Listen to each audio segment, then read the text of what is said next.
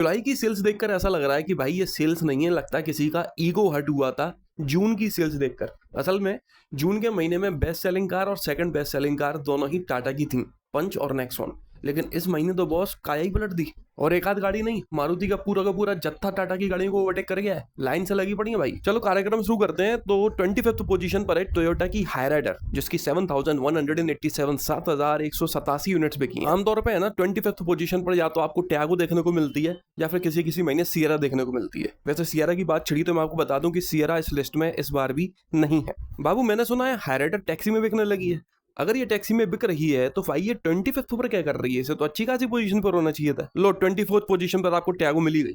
थोड़ा सा इंप्रूवमेंट दिखाया इसने, 25 को छोड़कर 24 पर आ गई है। 7,429 7,429 यूनिट्स बिकी हैं इस गाड़ी की। देखो यार, प्राइसेस और सेगमेंट के हिसाब से देखोगे ना तो इस समय टैगो बहुत जबरदस्त पैकेज दे रही है आपको, काफी कम पैसों में। तो नो डाउट यार इसकी सेल्स इतनी बनती है, असल में इससे ज्यादा बनती है। 23rd पर है ग्रैंड विटारा, जिसकी 8,127 8,127 यूनिट्स बिकी हैं। देखो वैसे ना आमतौर पे आप लोग देखोगे पिछले एक साल का डेटा उठा के तो हाईराइडर ग्रैंड विटारा से हर महीने लगभग ज्यादा बिकी है, लेकिन कभी कभी ग्रैंड विटारा ज्यादा बिकती है। और एक बात बता दूं मैं आपको कि मारुति वाले ग्रैंड विटारा पर अच्छा खासा डिस्काउंट दे रहे होते हैं, कभी किसी महीने कुछ तो कभी किसी महीने कुछ, ताकि ये बिक सके।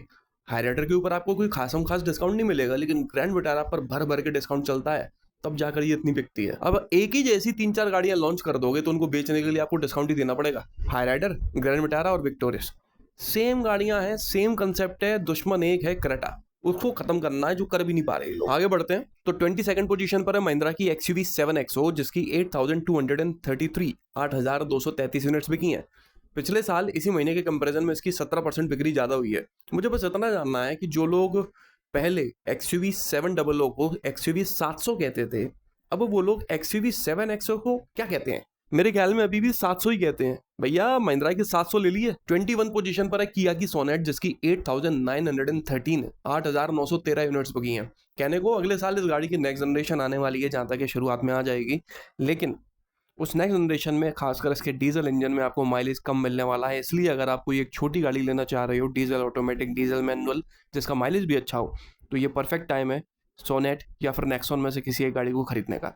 20th पोजीशन पर है महिंद्रा की बोलेरो, जिसकी 9,336 9,336 यूनिट्स बिकी हैं। पिछले साल जुलाई के कंपैरिजन में इसकी 24% सेल्स ज्यादा हुई है। मेरे ख्याल में ये इकलौती ऐसी गाड़ी है जिसका कोई फेसलिफ्ट और नेक्स्ट जनरेशन तो बहुत दूर की बात है, इसका कोई एडवर्टीजमेंट भी नहीं चलता, कोई टीवीसी नहीं, कोई एडवर्टीजमेंट नहीं, कोई खर्चा नहीं, बस शोरूम पर जाके ले आके खड़ा कर दो, 8-9 हज़ार बिक जाती है हर महीने, पक्का है। इस गाड़ी की सेल्स को लेकर महिंद्रा वाले इतने ज्यादा कॉन्फिडेंट हैं कि भाई उनको खुद में डर लगता है कि इसमें कोई ऐसा बदलाव हम कहीं गलती से ना कर दें कि इसकी बिक्री कम हो जाए। 19th पोजीशन पर भी महिंद्रा की गाड़ी है XUV 3XO, जिसकी 9,429 9,429 यूनिट्स बिकी हैं। ये गाड़ी भी पिछले साल के जुलाई के कंपैरिजन में 30% ज्यादा बिकी है। और ऊपर चलते हैं तो 18th पर है टोयोटा की इनोवा हाई क्रॉस, जिसकी 9,976 9,976 यूनिट्स बिकी हैं। इसकी बिक्री भी लगभग 9% ज्यादा हुई है पिछले साल के जुलाई के कंपैरिजन में। और ये जो बिक्री मैं आपको बता रहा हूँ, इसमें हाई क्रॉस और इनोवा क्रिस्टा डीजल वाली दोनों की कंबाइंड सेल्स है। इस गाड़ी की फेसलिफ्ट की भी टेस्टिंग चालू हो गई है, जल्दी ही आपको इसी साल के आखिर तक इसका फेसलिफ्ट देखने को मिल जाएगा। और ये सब बातें पता होने के बावजूद भी इसकी लगभग 10,000 यूनिट्स बिक गई हैं। 17th पर है महिंद्रा की थार, जिसकी 10,558 10,558 यूनिट्स बिकी हैं। थार चलाने वाले भाइयों, आप लोगों से एक नम्र निवेदन था। पहला तो ये था कि भाई वो गाड़ी की जो हेडलाइट है ना, उसमें है ना डिपर नाम की चीज होती है, वो स्टीयरिंग के पीछे 2 डंडे दे रखे हैं, उसमें से एक डंडे को नीचे करोगे ना तो डिपर हो जाता है, दूसरे डंडे को नीचे करोगे ना तो इंडिकेटर भी चल जाता है। तो जैसे अपन कहीं मुड़ने वाले हैं तो उसके कुछ देर पहले अपन वो डंडे को नीचे करके इंडिकेटर दे सकते हैं। और हेडलाइट भी है ना, उसमें डिपर है भाई, थार में डिपर आता है, विश्वास मानो मेरा। तो ये चीज आप लोग यूज करना प्लीज शुरू करो प्लीज। बाकी हॉर्न तो आप बहुत बढ़िया बजाते हो, ऐसा लगता है स्टीयरिंग आप हॉर्न की तरफ से पकड़ के रखते हैं। एक मिनट, कहीं आप लोग कंफ्यूज तो नहीं हो कि हॉर्न ज्यादा बजाने से गाड़ी माइलेज ज्यादा अच्छा देने लगती है? ऐसा कुछ नहीं होता भाई। खैर आगे बढ़ते हैं तो 16th पर है हुंडई की वेन्यू, जिसकी 11,095 11,095 यूनिट्स बिकी हैं। मुझे लगता है जिस तरह से ट्रेंड चलने लगा है, जिस तरह से सीएनजी की डिमांड आने लगी है, तो वो अंडर बॉडी सीएनजी या डुअल सिलेंडर टेक्नोलॉजी जो भी अच्छी लगे, हर कंपनी को इन सब कॉम्पैक्ट एसयूवीज में देना चाहिए। 15th पोजीशन पर है मारुति की विक्टोरिस। ग्रैंड विटारा के बाद में मारुति ने ये सिक्का फेंका था क्रेटा के खिलाफ, इसने अपने कस्टमर्स बना लिए और क्रेटा के जो कस्टमर्स थे उनको मतलब भी नहीं है विक्टोरिस से। 11,334 11,334 यूनिट्स बिकी हैं इस गाड़ी की। देखो दूसरों का नहीं पता, लेकिन पर्सनली मुझे ये गाड़ी कहीं से भी किसी भी एंगल से देखने में अच्छी नहीं लगती। इससे लाख गुना अच्छी तो आज भी वो पुरानी वाली ग्रैंड विटारा है, और हाइराइडर तो और अच्छी है। और ऊपर चला जाए तो 14th पर है मारुति की ब्रिजा, जिसकी 12,055 12,055 यूनिट्स बिकी हैं। भाई देखो ब्रिजा का फेसलिफ्ट अभी हाल ही में लॉन्च हुआ है, उसकी सेल्स इसमें इंक्लूड नहीं है।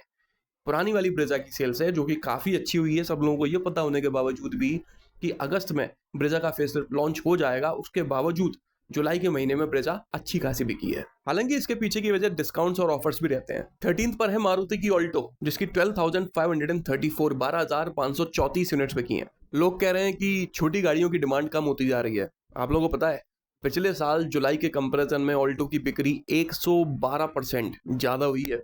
देखो यार, हर किसी का बजट नहीं होता कि वो एसयूवी खरीदे, मन जरूर हो सकता है, पर बजट अलाउ नहीं करता, तो उन लोगों के लिए ऑल्टो एक परफेक्ट ऑप्शन है। 12th पोजीशन पर है किया की सेल्टोस, जिसकी 12,541 12,541 यूनिट्स बिकी हैं। ये काफी अच्छी सेल्स है, पिछले साल के कंपैरिजन में 109% सेल्स ज्यादा हुई है। मेरे ख्याल में जब से ये नेक्स्ट जनरेशन सेल्टोस लॉन्च हुई है तब से इतनी सेल्स, एक्चुअली में डिस्पैच नंबर है, पहली बार हुई है।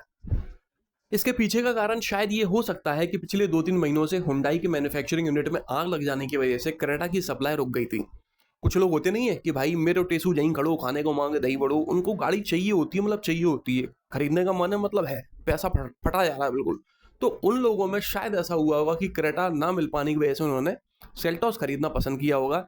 शायद ये रीजन हो सकता है इसके शार्प राइस का। 11th पोजीशन पर है मारुति की इको। भाई बोलेरो के बाद में इको मुझे ऐसी गाड़ी लगती है जिसको कोई जरूरत नहीं है किसी चीज की, ना एडवर्टीजमेंट, ना फीचर्स, ना पैकेज, ना फलाना, ना ढमाका।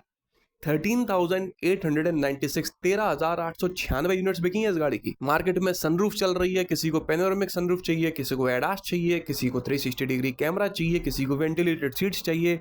भाई इको में कुछ नहीं है, स्टीयरिंग, 4 सीटें, इंजन और हवा रोकने के लिए वो टीन वाली वो बॉडी, बस खत्म, ले जाओ गाड़ी। मतलब इतना देसीपना है कि इस गाड़ी में अभी भी आपको एसी एज अ ऑप्शन मिलता है, चाहिए तो ले लो, नहीं चाहिए तो कोई बात नहीं, बिना एसी वाली ले जाओ। आगे बढ़े तो 10th पोजीशन पर है महिंद्रा की स्कॉर्पियो, जिसकी 16,009 16,009 यूनिट्स बिकी हैं। इस गाड़ी का फेसलिफ्ट अभी हाल ही में लॉन्च हुआ है। बहुत ज्यादा चेंजेस तो इसमें नहीं है, बहुत हल्के फुल्के चेंजेस किए गए हैं, लेकिन हाँ एक हेल्दी अपडेट है। और हालांकि उस अपडेट से इसकी सेल्स पर कोई असर नहीं पड़ा, इनफैक्ट ये ज्यादा ही बिकी है पहले से। 9th पोजीशन पर वो गाड़ी आई है जो पिछले महीने 2nd पोजीशन पर थी, टाटा की नेक्सॉन, जिसकी 17,471 17,471 यूनिट्स बिकी हैं। पिछले महीने जून में ये 2nd बेस्ट सेलिंग कार थी। हालांकि कोई ज्यादा अंतर नहीं है सेल्स में, पिछले महीने लगभग 18,500 बिकी थी और इस बार 17,500 बिकी है, 1,000 का अंतर है। लेकिन पोजीशन देखो आप, 2nd से सीधे 9th पर जा रही है। और 8th पोजीशन पर वापस से आ गई है हुंडई की क्रेटा, जिसकी 18,088 18,088 यूनिट्स बिकी हैं। पिछले महीने जून में ये गाड़ी टॉप 25 की लिस्ट से बाहर निकल चुकी थी। कारण ये नहीं था कि इसकी डिमांड नहीं थी, कारण ये था कि भाई इनकी मैन्युफैक्चरिंग यूनिट में आग लग गई थी, तो क्रेटा की सप्लाई बंद हो गई थी। अभी चीजें वापस से ठीक हो गई हैं, तो क्रेटा वापस से 8th पोजीशन पर आ गई है। अब देखते हैं आगे क्या होता है।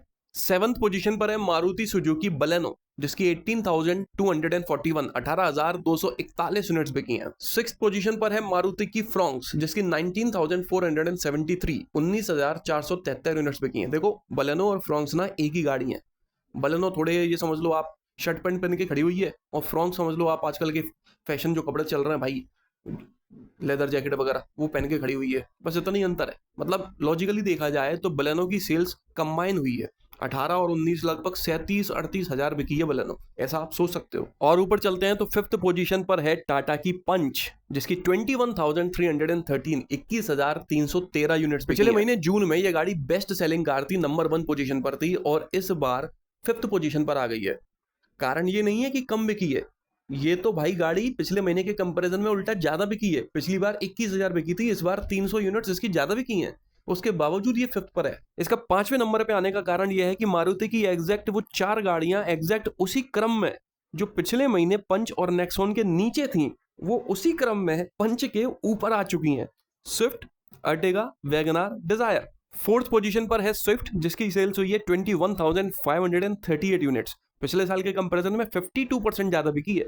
3rd पर है मारुति की अर्टिगा, जिसकी 21,606 सेल्स हुई है, 30% ज्यादा बिक्री हुई है इसकी। और सेकंड पर है मारुति की वैगनार, इसकी 59% बिक्री ज्यादा हुई है, 23,398 यूनिट्स बिकी हैं इसकी। और सबसे ज्यादा बिकने वाली गाड़ी है मारुति की डिजायर, जिसकी 23,791 23,791 यूनिट्स बिकी हैं। मतलब पंच आज भी वहीं खड़ी है, इनफैक्ट थोड़ा आगे खड़ी है, लेकिन बाकी चारों गाड़ियां उसको ओवरटेक करके आगे निकल गई। खैर ये सब चलता रहता है, कभी कोई ऊपर कभी कोई नीचे, लेकिन भाई Honda, Volkswagen, Skoda, Citroen, Renault और निसान, इन जैसी कंपनीज ना इस लिस्ट के बाहर खड़े होके हैंडलिंग, रिफाइनमेंट, ड्राइविंग प्लेजर जैसे डिस्कशंस कर रही होती हैं, लिस्ट में नहीं आ पाती। बाकी तो भाई मुझे ये टॉप 25 की लिस्ट कम और मारुति का फैमिली फंक्शन ज़्यादा लगता है। 25 में से 11 गाड़ियां तो अकेली एक कंपनी की हैं यार, मारुति की। तो ये था पिछले महीने का टॉप 25 सेलिंग कार्स का डेटा। किसी भी तरह से आपको ये वीडियो पसंद आया हो तो इसे लाइक कर दीजिएगा, इस चैनल को सब्सक्राइब कर लीजिए और ऑल नोटिफिकेशन पर टैप करना ना भूलना। आपका दिन शुभ रहे, धन्यवाद।